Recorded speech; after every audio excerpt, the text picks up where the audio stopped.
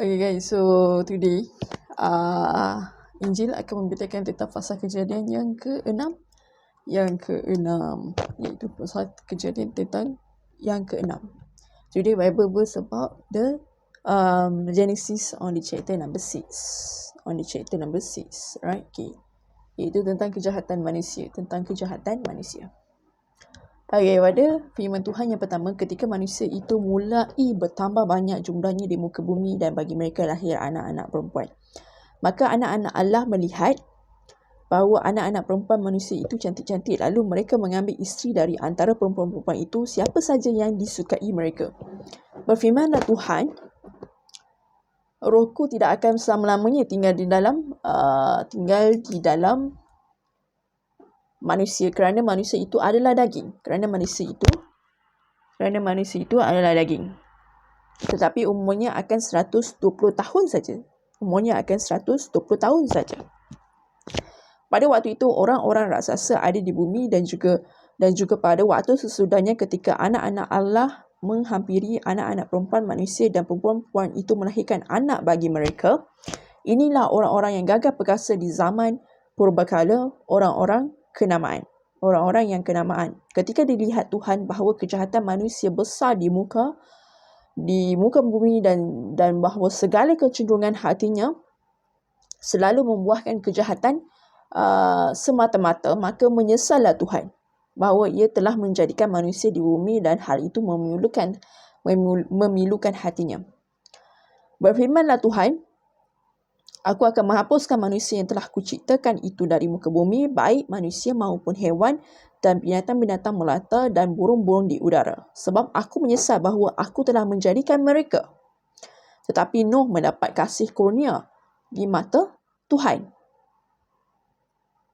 Riwayat Nuh. Inilah riwayat Nuh. Nuh adalah seorang yang benar dan tidak bercela di antara orang-orang sezamannya, dan Nuh itu hidup bergaul dengan Allah. Nuh memperanakkan 3 orang anak-anak lelaki, iaitu Sem, Ham dan Yafet. Adapun bumi itu telah rosak di hadapan Allah dan penuh dengan kekerasan. Allah menilik bumi itu dan sungguhlah rosak benar, sebab semua manusia menjalankan hidupnya rosak di bumi. Berfirmanlah Allah kepada Nuh, Aku telah memutuskannya untuk mengakhiri hidup segala makhluk, sebab bumi telah penuh dengan kekerasan oleh mereka.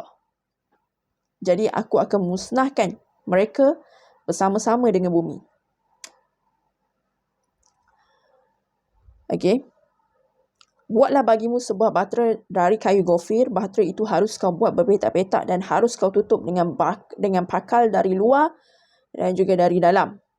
Beginilah engkau harus membuat bahtera itu 300 hasta panjangnya, 50 hasta lebarnya dan 30 hasta tingginya. Buatlah atap pada bahtera itu, selesaikanlah bahtera itu sampai sehasta dari atas.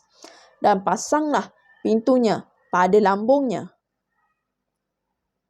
Buatlah bahtera itu bertingkat-tingkat bawah, tengah dan atas.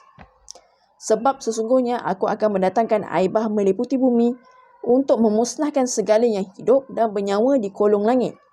Segala yang ada di bumi akan mati binasa.